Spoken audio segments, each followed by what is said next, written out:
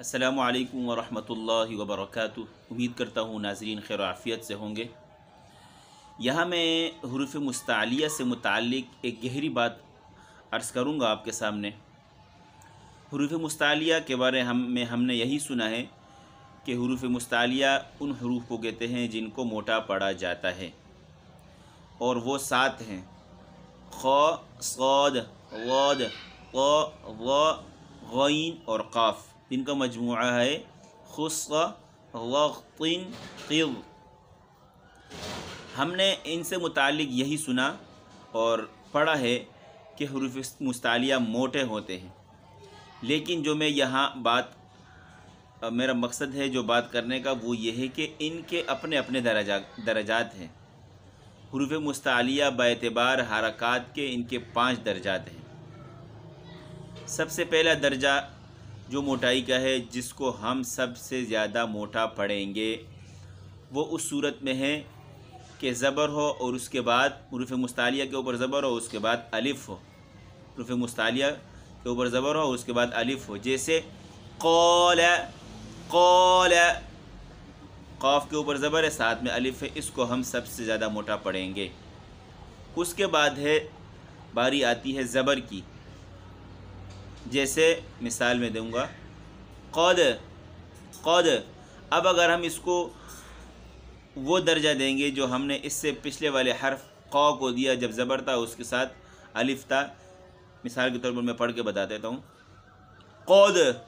اب وہ میں لہجہ دے رہا ہوں، یہ بدنما لگ رہا ہے، چونکہ سب سے زیادہ موٹائی کا درجہ وہ ہے۔ اب یہ اس سے تھوڑا نچلے درجے میں آئے گا، قد، قد، ٹھیک ہے۔ اس کے بعد درجہ آتا ہے پیش کا، جیسے یقولو، یقولو، یقولو۔ اب اس کو اگر میں اس سے پہلے والا درجہ دوں گا جو ہم نے قد کو دیا، یقولو، تو یہ بھی بدنما لگے گا۔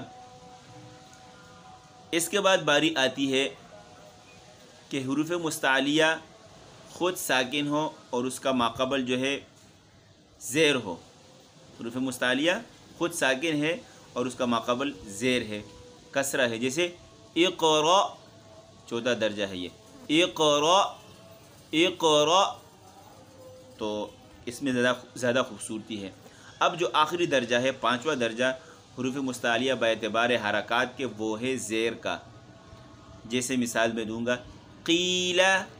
اب نوٹ کریں قیلہ، اور اس طریقے سے ایک اور مثال مستقیم،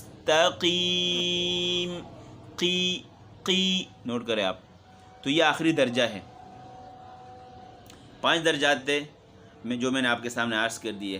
یہاں ایک سوال ہمارے ایک ساتھی ہیں، انہوں نے پوچھا کہ آپ جا کر استاد صاحب سے پوچھیں کہ قاری ہارون صاحب سے حافظہ اللہ، کہ اگر یہ جو 14 درجہ ہے، جب حروف مستعلیہ خود ساکن ہو اور اس کا ماقبل زیر ہو، کسرہ ہو، تو اگر کسرہ ہے، اگر فتحہ آ جائے یا ضمہ آ جائے، تو اس صورت میں ہم اس کو کس طریقے سے پڑھیں گے؟ تو استاد صاحب نے جواب دیا کہ اگر فتحہ ہے، زبر ہے، تو آپ اس کو وہی جو ہم نے مثال دی تھی دوسرے درجے والی قد، وہی درجہ دیں گے، اور اگر ضمہ ہے تو ہم اس کو وہی درجہ دیں گے جو ہم نے یقول میں جو تیسرا درجہ تھا، اس کو جو درجہ دیا تھا وہی درجہ ہم دیں گے، ٹھیک ہے۔